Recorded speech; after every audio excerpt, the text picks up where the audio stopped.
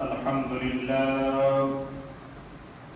لله وكفى وسلام على عباده الذين اصطفى أما بعد فقد قال الله تعالى في كلامه المجيد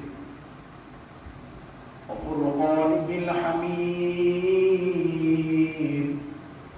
أعوذ بالله من الشيطان الرجيم بسم الله الرحمن الرحيم وتوبوا إلى الله جميعا أيها المؤمنون لعلكم تفلحون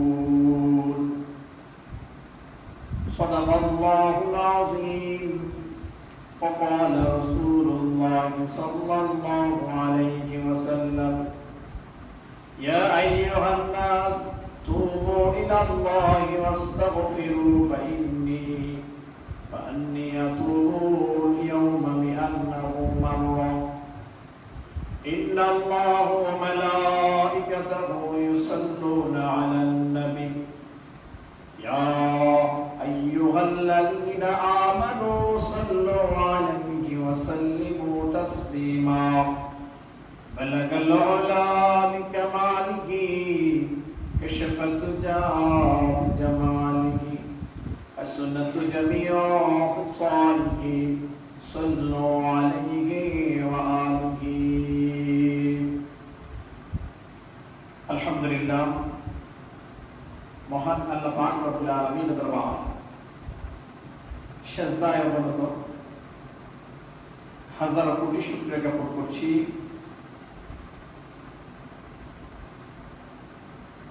যে মহান মালিক মহান রব আমাদেরকে লক্ষ মানুষ থেকে বাছাই করে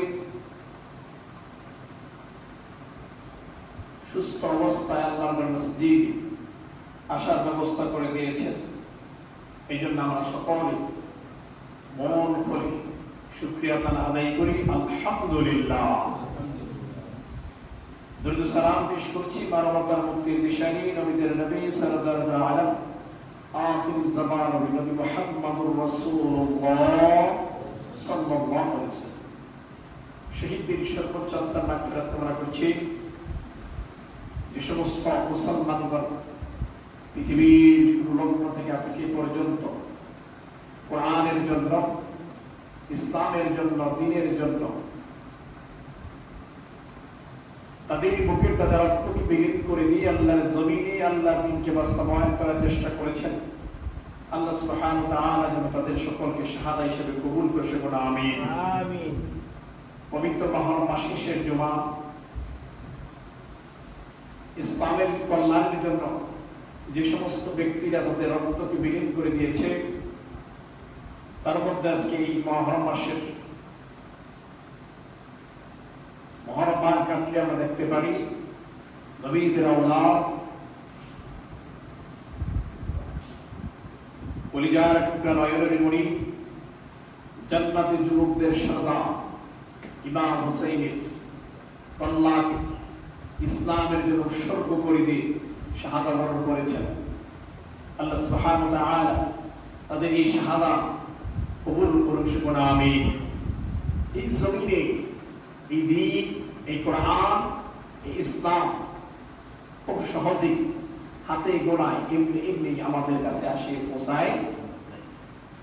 যুগে যুগে নবী এসেছেন, ইসলামের দাওয়াত দিয়েছেন, ইসলামের দাওয়াত দিতে গিয়ে মায়ের খেয়েছেন, জুলুমের শিকার হয়েছে, নির্যাতিত হয়েছে। এরপর ইসলাম থেকে কোরআন থেকে সালাত থেকে এক বিন্দু পরিমাণ পিছপা হয়। যদি আমরা যে বর্তমানে যে আমরা মুসলমান ইমানের দুর্বলতা কতটা একটু যদি নিজেই একটু যাচাই করার চেষ্টা করি তাহলে আমরা বুঝতে পারি আমরা ইমানদারের ইমান কতটুকু আছে। যেখানে বলা হয় সত্যপরি আল্লাহ সুবহানাহু ওয়া তাআলা আমাদের হয়তো নসিবে নাই, বাঁধবে নাই, সরাসরি নবীকে দেখার সুযোগ হয়নি, শুকরিয়া জ্ঞাপন করি যে আমরা এক আল্লাহকে বিশ্বাস করে শেষ নবী মুহাম্মদুর রাসূলুল্লাহ সাল্লাল্লাহু আলাইহি ওয়াসাল্লামের উম্মত হিসেবে এই দুনিয়াতে আগমন করেছি। আমরা আল্লাহকে বিশ্বাস করি, নবীর কালিমা পড়ি, আমার জীবন ঈমান করিয়ে নবীর জজবা পাওয়ার জন্য, নবীর সুপারিশ পাওয়ার জন্য এই দুনিয়াতে আমল করে যেতে পারি। মহান আল্লাহ আমাদের সকলকে সেই তৌফিক দান করুন, আমিন। সম্মানিত মুসলিমরা, আজকে জুমার দিনে কম সময়ের ভিতরে তওবা সম্পর্কে সংক্ষিপ্ত আলোচনা করব। আল্লাহ সুবহানাহু ওয়া তাআলা আমাদেরকে আলোচনা করা, শোনা, আমল করা তৌফিক দান করুন, আমিন। তওবা প্রধানত যে কারণ হচ্ছে তওবা, এই তওবার কথাটা হচ্ছে বিনয়ী হওয়া, ক্ষমা চাওয়া, ক্ষমা প্রার্থী হওয়া, যেটাকে বলা হয় তওবা। আমরা ক্ষমা চাইব, আমরা একনিষ্ঠভাবে আত্মসমর্পণ করব। এই আত্মসমর্পণ করাটাকেই তওবা বলে। আর তওবা হচ্ছে মানুষ এই তওবাকারী একজনের কাছে চাইবে, তিনি হচ্ছে আল্লাহ। বলেন না সুবহানাল্লাহ। তওবা আমরা কি এই তওবার ক্ষেত্রে খুব আনন্দ করা বিষয়, তওবার ক্ষেত্রে অনেক আমাদের বিশেষ কোনো জ্ঞান ধারণা আমাদের খুবই কম। যেমন আমরা মনে করি যে তওবা আমরা এমন একটা সময় করব যখন আমাদের আর চলার ক্ষমতা থাকবে। আমাদের যে মেন্টালিটির যে ভুল ধারণা, সেই ভুল ধারণার মধ্যে অন্যতম একটি ধারণা হচ্ছে তওবা করব মৃত্যুর আগে। তওবা এখন করব কেন? কিন্তু আল্লাহ সুবহানাহু ওয়া তাআলা বলেছেন, বান্দা তওবা করো ওই সময় যেই সময় তোমাকে আমল করার মতন এখতিয়ার, শরীর, শক্তি, সামর্থ্য সবটাই আমি আল্লাহ দিয়েছি। যিনি বলেন না সুবহানাল্লাহ। তওবার যে বিশেষ গুণ রয়েছে, আল্লাহ সুবহানাহু ওয়া তাআলা তওবা দিয়েছেন, তিনি মানুষকে ক্ষমা করবেন বিদায়। সুবহানাল্লাহ। তিনি মানুষকে ক্ষমা করবেন, ক্ষমার রাস্তাটা রেখেছেন, আর সেই ক্ষমা রাস্তাটা হচ্ছে তওবা। আমরা এই দুনিয়ার মধ্যে থেকে যাই কিছু করি না কেন, সর্বাবস্থায় আল্লাহ সুবহানাহু ওয়া তাআলা আমাদেরকে যে তওবা রাস্তা দিয়েছেন, আল্লাহ সুবহানাহু ওয়া তাআলা বলেন, তুবু ইলাল্লাহি জামিআন আইয়ুহাল মুমিনুন লাআল্লাকুম তুফলিহুন। বান্দা যখন আল্লাহর কাছে ফেরত আসতে চায়, আল্লাহর কাছে ফিরতে চায়, বারবার করে তওবা করে, আল্লাহ বলেন ওই ফেরত আসাটা যদি পরিপূর্ণ হয়, আমি আল্লাহ তার পিছনের সমস্ত গুনাহ মাফ করে দেব। কথাটা কি বলেছেন? বান্দা যখন একনিষ্ঠভাবে আল্লাহর কাছে ফেরত আসতে চায়, ওই ফেরত আসাটাকে লক্ষ্য করে যদি বান্দা কমিটমেন্ট করে, আল্লাহ জিন্দেগিতে যা গুনাহ করছি আর গুনাহ করবো না, ফেরত এসে বললাম আপনার রাস্তা, আপনার ঘরে, আল্লাহ বলেন ওই বান্দা ফেরেশতাদেরকে সাক্ষী রেখে আমি আমার এই বান্দার জীবনের সমস্ত গুনাহ খাতা মাফ করে দিই। সুবহানাল্লাহ। তবে এই যে তওবাটা আসে, এই তওবা কিন্তু সবার নসিবে হয় না। আমরা দেখি ইতিহাস থেকে জানতে পারি, আল্লাহ রাব্বুল আলামিন বলেন, যে ব্যক্তি ঈমান অবস্থায় ঈমান রেখে আমার নবীকে বাস্তবে এবং স্বপ্নে জীবনে একবার দেখে, তার জন্য জাহান্নামটা হারাম। সুবহানাল্লাহ। লক্ষ্য করেন কথাটা কি বলেন, বাস্তবে এবং স্বপ্নে ঈমান থাকা অবস্থায়। কেননা আল্লাহ রাসূলের চাচা আবু তালিব সব কিছু ঠিক আছে, কিন্তু ঈমান আনে নাই, তিনিও জাহান্নামে যাবেন। ঈমান নাই। রাসূলকে দেখেছেন ছিল নয়, কোলে নিছেন, ঘাড়ে নিছেন, রাসূলকে কাফেরদের, অন্য লোকদের, শত্রুদের কাছ থেকে বাঁচাইতে যে নিজে বাইরে খাইছেন, সবকিছু ঠিক আছে, কিন্তু সর্বশেষ যেটা পড়ে নাই, রাসূলের নামে কালিমা পড়ে তবে ওই ব্যক্তিও কি জাহান্নামী। আমি আপনি যদি না রাখা অবস্থায় বাস্তবে নবী এখন দেখার সুযোগ নাই, যদি স্বপ্নেও একবার দেখি, স্বপ্নের যুগে আল্লাহ বলেন বান্দা আমার নবীকে স্বপ্নে দেখা মাত্রই তোমার বরাদ্দের যে জাহান্নামটা সেটা আমি মওকুফ করে দিলাম। সুবহানাল্লাহ। সেই নবীকে দেখতে বলে দেখার আমল মানবে। তওবার ব্যাপারে আল্লাহ সুবহানাহু ওয়া তাআলা বলেন আমি আমার বান্দার গুনাহ মাফ করার জন্য সর্বদাই বসে আছি। সুবহানাল্লাহ সুবহানাল্লাহ। বান্দা যখন চাইবে চাওয়ার সাথে সাথেই আমি আল্লাহ বান্দাকে মাফ করে দেব। সেই চাওয়াটা বান্দা চাইতে হবে। কেমনে চাওয়া? আল্লাহর কাছে চাইলাম আল্লাহ আমাকে মাফ করে দেন, আমার মাফের পরে আবার গুনাহে জড়াইয়া গেলাম, মাফের পরে আবার গুনাহে জড়াইয়া গেলাম। আল্লাহ কত মহান, একটু লক্ষ্য করে আল্লাহ কত মহান। আল্লাহ সুবহানাহু ওয়া তাআলা আজকে জুমার দিন কোন ব্যক্তি যদি ফজর নামাজ শেষ করে জুমার নিয়ত করে আল্লাহ আমি জুমার নামাজ আদায় করব, আল্লাহ সুবহানাহু ওয়া তাআলা বলেন আমি সাথে সাথে ওই বান্দার ফজর থেকে শুরু করে জুমাতে যায় নাই নিয়ত করেছে, ওই জুমাতে যাওয়ার আগ পর্যন্ত, জুমায় যাওয়ার আগ পর্যন্ত আমি আমার বান্দার জন্য নেক লেখার জন্য অনুমতি দান করে দিলাম। এখনো জুমায় যায় নাই, যাওয়ার নিয়ত করছে, এজন্য ফেরেশতা নিয়োগ দিয়ে আমি আমার ওই বান্দার জন্য নেক লেখার বরকত অনুমতি দিয়ে দিলাম। বলে সুবহানাল্লাহ। দেখেন আল্লাহ কত মহান। ভালো কাজ নিয়ত করেছেন, সওয়াব অটোমেটিকলি শুরু হয়ে গেছে। কাজ করেন নাই, নিয়ত করেছেন, অটোমেটিকলি সওয়াব। আর যদি কোনো বান্দা গুনাহ করার ইচ্ছা পোষণ করে,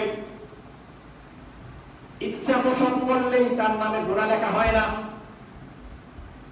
গুনাহ ইচ্ছা পোষণ করলেন আবার গুনাহও করলেন, এরপর ফেরেশতা যখন জিজ্ঞাসা করেন রব্বুল আলামিন আপনার বান্দা ইচ্ছা পোষণ করেছে তখন গুনাহ লেখি নাই, এখন আবার গুনাহ করে ফেললো, এখন কি করব?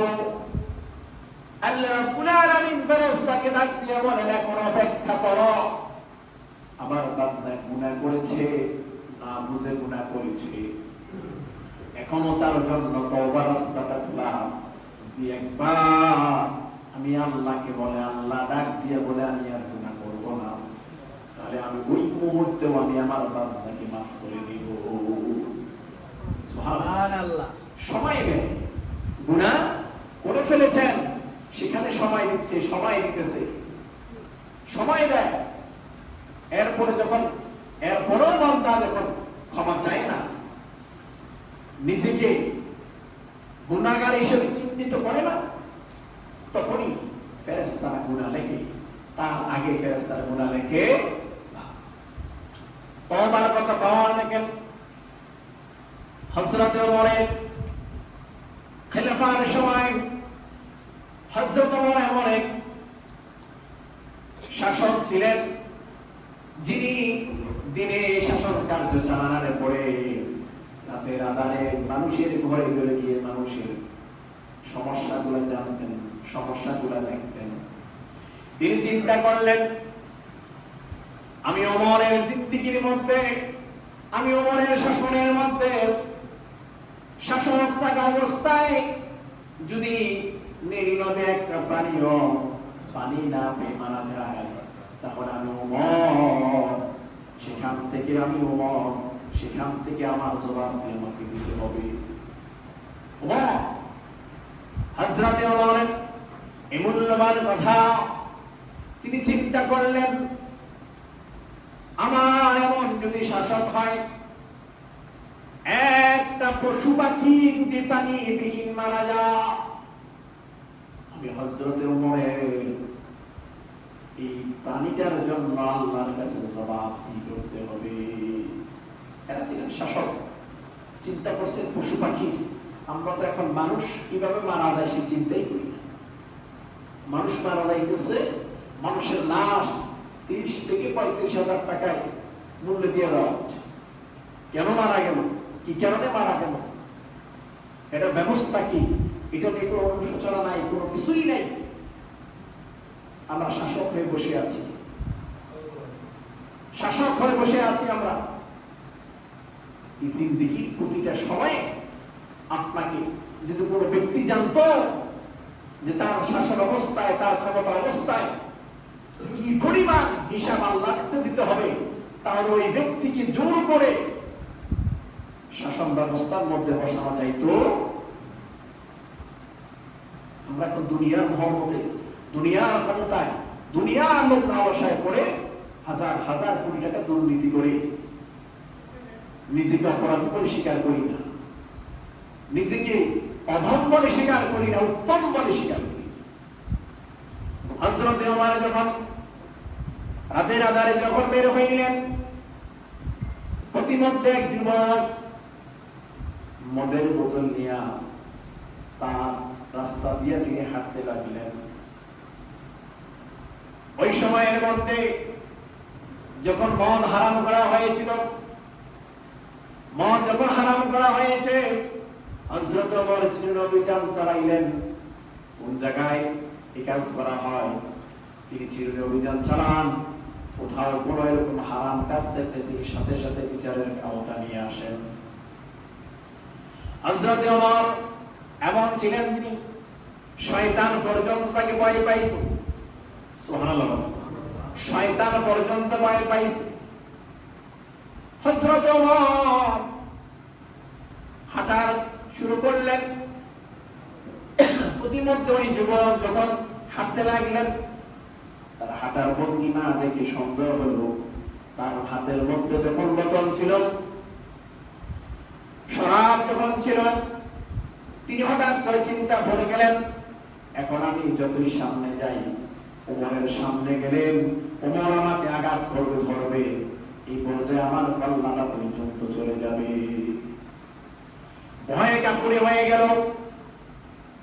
মুসলমান ওই পর্যায়ে যখন আল্লাহকে ডাক দিলেন, আল্লাহ এই জিন্দেগিতে যত গুনাহ করেছি, যত পাপ করেছি, সব পাপের জন্য ক্ষমা চাই। আজকের পর থেকে আমি ব্যক্তি মৃত্যুর আগ পর্যন্ত একটা গুনাহ করব না। আজকে শুধু ওমরের কাছ থেকে বাঁচাই দেন, ওমরের কাছ থেকে বাঁচাই দেন। ওমরের কাছ থেকে যদি আমি বাঁচতে পারি, আমি একজন হকদার ইমানদার হিসেবে দুনিয়াতে চলবো, জিন্দেগি বলে আরেকটা গুনাহ করব না। ভয়ে থরথর করে কাঁপতে লাগলেন, কান্না করতে লাগলেন।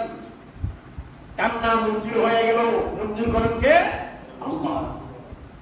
প্রতিমধ্যে সামনে যাইতে লাগলেন, বোতলের ভিতরে বোতল।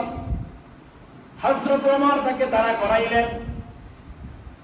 যুবক আস্তে আস্তে করে মুখ ফরফর করে লাগলেন, এই বুঝি আমার অবস্থা শেষ, আজকে আমার রাত্রটাই শেষ রাত্র। আজরাইল মনে হয় কাছাকাছি চলে এসেছে। হযরত ওমর বললেন, তুমি দাঁড়াও, কোথাও যাইতেছ? তোমার বগলের নিচে কি? যুবক বললেন, থরথর করে কান্না বললেন, আমি আমার বোনের বাড়ি যাইতেছি। বগলের মধ্যে যে বোতল আছে, তার মধ্যে দুধ রয়েছে। আমি আমার বাহিনীর জন্য দুধ নিয়ে যাচ্ছি। দুধ শেষ হয়ে গেছে, আস্তে রাত্র হয়ে গেল। হযরত ওমর বললেন, তাহলে দেখি তোমার বোতল বের করে দেখি তো কি। ওই যুবক চোখটা বন্ধ করলেন, আর তরতর করে কাঁপে আস্তে আস্তে করে বের করলেন। বের করার সাথে সাথেই দেখলেন ওই মদের বোতল আল্লাহ সুবহানাহু ওয়া তাআলা দুধ দিয়ে পরিপূর্ণ করে দিয়েছে। বলেন না সুবহানাল্লাহ। ওমর বললেন, আচ্ছা দেখে দেব, ঠিক আছে যাও। ওই যুবক হঠাৎ করে চোখ খুললেন আর বললেন, দেখলেন যে তার যে আল্লাহর কাছে নিয়ত করেছেন সেই মন্ত্র কবুল হয়ে গেছে। ওমরকে বিদায় করে পাশে গিয়ে সিজদায় পড়ে বলেন, আল্লাহ আপনার দোয়া কবুল করেন, আমি যে অবস্থায় থাকি না কেন দোয়া কবুল করেন। আজকের পরে মৃত্যুর আগ পর্যন্ত আমার দ্বারা একটা গুনাহও হবে না। জয় বলেন না সুবহানাল্লাহ। তো বরকত আল্লাহ বলেছেন, বান্দা যে অবস্থায় থাকো না কেন, গভীরভাবে নলকূপে পড়ে গেছো, পাহাড়ের নিচে চাপা পড়ে গেছো, গুনাহ করতে করতে করতে অন্ধকারে পৌঁছে গেছো, সেখান থেকে আমি আল্লাহ তোমাকে উঠাই নিয়ে আসবো। সুবহানাল্লাহ। তো সত্য কি? তওবা হবে পরিপূর্ণ। সত্য কি? তওবা হবে পরিশুদ্ধ। এজন্য মুসলমান আমাদেরকে বেশি বেশি করে তওবা করতে হবে। যে অবস্থায় থাকি না কেন, তওবা ছাড়া কোনো উপায় নাই। আমরা অনেক গুনাহ করি, যে গুনাহ করে আল্লাহ বলেছেন গুনাহ করতে করতে গেলে আল্লাহ বলেন লা তাকুনাতু মির রাহমাতিল্লাহ ইন্নাল্লাহা ইয়াগফিরুয যুনুবা জামিআ ইন্নাহু হুয়াল গফুরুর রহিম। বান্দা তখন গুনাহ করতে করতে করতে করতে শেষ পর্যন্ত পৌঁছে যায়, শেষ কিনারা থেকে যখন আল্লাহকে আল্লাহ বলে ডাক দেয় আর তওবা করে, আল্লাহ সেখান থেকে বান্দাকে মাফ করে দেয়। সুবহানাল্লাহ। তাই হতাশ হওয়ার কিছু নাই, এখনো সময় বর্ধিত করা আছে। তবে এই সময়টা যদি মনে করি যে এখন মাত্র জীবন শুরু, যুবক বয়সের এই সময় যদি তওবা করে একটা মুসলিম হয়ে যায়, কেমন হয় না? জীবনটাকে আনন্দ করতে পারলাম, উপভোগ করতে পারলাম না, এখন উপভোগ করি, একটা সময় গিয়ে তওবা করে মুসলমান হয়ে যাব, তওবা করে ইমানদার হয়ে যাব। এই চিন্তা যদি আমাদের আসে, তাহলে এই চিন্তাটা তো শিরকি চিন্তা। কেননা আমি জানি না আমি কত সেকেন্ড বাঁচবো, আমি জানি না আমি কতটা সময় বাঁচবো। এজন্য মুসলমান আমাদেরকে পরিপূর্ণ অবস্থা সবসময় ইমানের হালাতে থাকা তৌফিক দান করুন। আমিন। আখির দাওয়ানা আলহামদুলিল্লাহি রাব্বিল আলামিন। মা হিয়া রিসালা?